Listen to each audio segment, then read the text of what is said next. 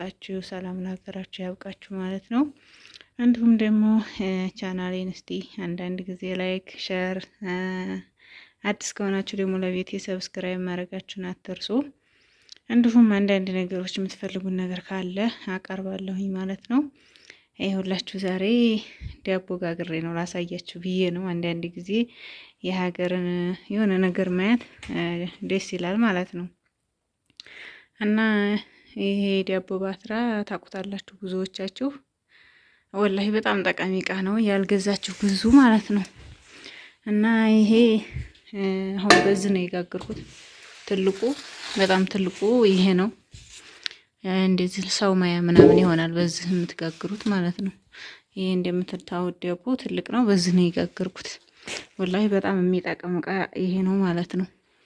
አሁን ይሄን ዳቦ እንትን ለማስደፋት 400 ብር ሆኗል ማለት ነው። በፊት እንኳን 350 ነበር 300 ነበር አምናኔ ትመጣ። አሁን 400 ሆኗል። ስለዚህ ደቆታችሁን ንገስታችሁ ለራሳችሁ መጋገር ነው። ለቤትም ደግሞ ይጠቅማል። ይቺ ሁለተኛዋ ናት ይቺ ማለት ነው። ይቺ ያው ማለት ቀለል ያለኝ ናት። ለሰው ቤት አትሆንም፣ ለቤት መጋገሪያ ነው እኮ ይቺ ምርጥ ናት። ይቺ ለቤት መጋገሪያ ማለት ነው። ይቺም እንዲሁ ለቁርስ መጋገሪያ 3 አይነት ናቸው እነዚህ ማለት ነው። ዝሮ በፊት ቢገርማችሁ እኔ ተገዛሁት 4 አመት 3 አመት ብቻ ወይንም 4 አመት ይሆነዋል 3500 ነው የገዛሁት ማለት ነው።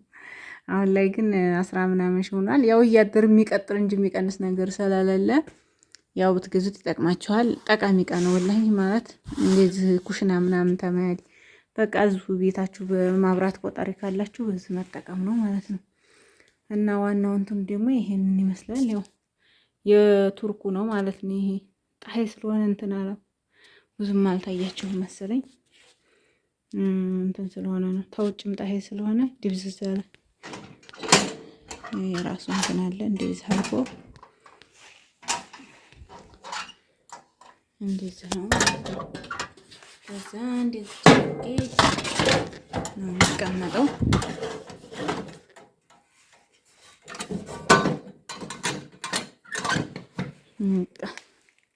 እና ይሄን ይመስላል ማለት ነው። ይጠቅማችኋል። መቼም አረብ ሀገር ሆኖ ተገዝቶ የማይጠቅም ነገር የለም ውዶች።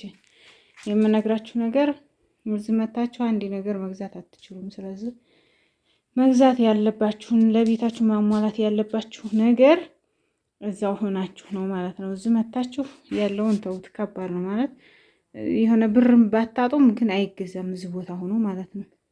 በጣም ከባድ ነው እዚህ ቦታ ሆኖ አንድ ነገር ለመግዛት። ስለዚህ እዛው ሆናችሁ ግን መግዛት የሚያስፈልገናል ይሄ ምናምን ብላችሁ የምታስቡት ግን እኔ እንደዚህ በማብራት የሚያስጠቅም እቃ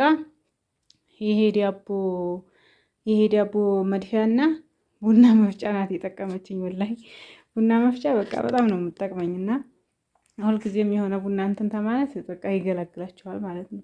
ይሄም ደግሞ የሆነ ዳቦ ቤት ተማስደፋት ወይ እንደዛ እንትን ተማለት በምትፈልጉት አቅም ያስጋግራችኋል ማለት ነው።